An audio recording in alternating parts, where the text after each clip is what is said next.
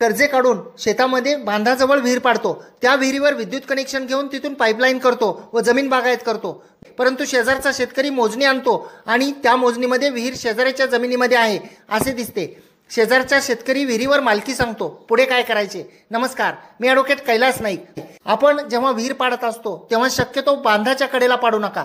मोजणीमध्ये हद्दी आजूबाजूला जाऊ शकतात आणि जर दुर्दैवाने पाडलेली विहीर जर दुसऱ्याच्या क्षेत्रामध्ये गेली तर तेवढे जमिनीचे क्षेत्र तुमच्या जमिनीतून शेजाऱ्याला देण्याची ताबडतोब तयारी दर्शवा किंवा त्या क्षेत्राचा मोबदला देण्याची तयारी दर्शवा व वाद आपसात मिटवा। तीच विहीर 12 वर्षापेक्षा जास्त कालावधीमध्ये पडलेली असेल व त्याचा उपभोग आपण निरंतर व विनाअडथळा घेत असू तर त्या विहिरीच्या क्षेत्रावर ॲडव्हर्स पोझिशन म्हणजे विरुद्ध कब्जाने मालकी हक्क सांगू शकतो।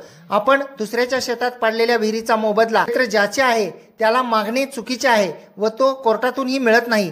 व्हिडिओ आवडल्यास व्हिडिओला शेअर करा।